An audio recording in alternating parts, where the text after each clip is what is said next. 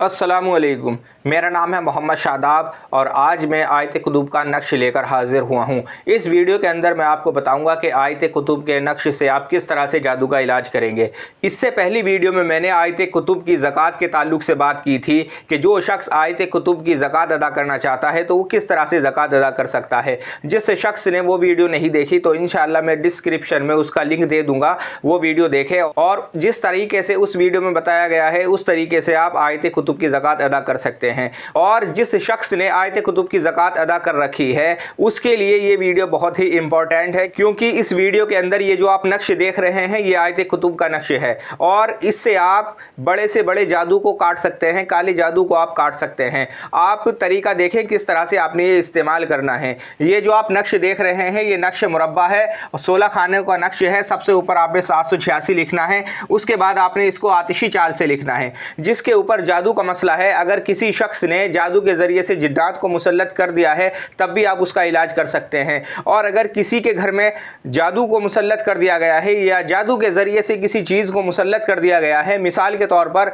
अगर किसी शख्स को ऐसा लगता है कि उसके साथ में कोई चल रहा है या उसको नाम से आवाज़ लगती है या उसके बनते बनते काम बिगड़ रहे हैं, तब भी ये जादू की अलामत है। अगर किसी शख्स को इस तरह का मसला है तो वो ज़रूर इस अमल को इस्तेमाल करे तो इंशाअल्लाह उसको कामयाबी मिलेगी। और अगर किसी शख्स ने आयत कुतुब की ज़कात अदा नहीं कर रखी तब भी वो इस नक्श को इस्तेमाल करे तो इंशाअल्लाह उसको फ़ायदा होगा। अब आप देखें आपने ये नक्श किस तरह से बनाना है। सबसे पहले आपने ऊपर लिखना है 786, उसके बाद आपने आतिशी चाल से इसको भरना शुरू करना है। 5530, 5531, 5532, 5533, 5534, 5535, 5536, 5537, 5539। यहाँ आपने 38 नहीं लिखना, 5539 लिखेंगे, एक बढ़ाकर लिखेंगे।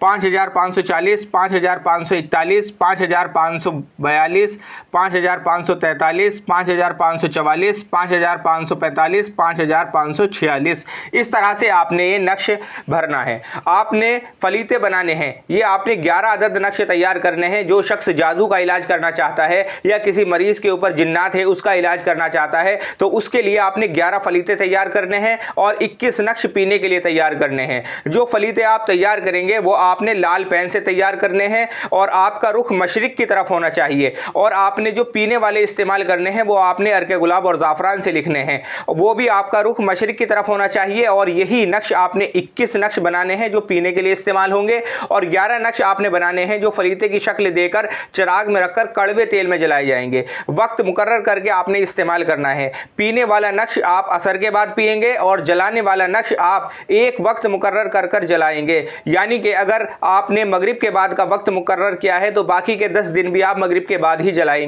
और अगर आपने इशा के बाद का वक्त मुकर्रर किया है तो बाकी के 10 दिन भी आप इशा के बाद ही जलाएंगे। इस तरह से आप जादू का इलाज कर सकते हैं। और किसी ताल्लुक से आपका कोई सवाल है तो आप मेरे व्हाट्सएप नंबर पर मुझसे रब्ता करें या मुझे कमेंट करें। अस्सलामु अलैकुम।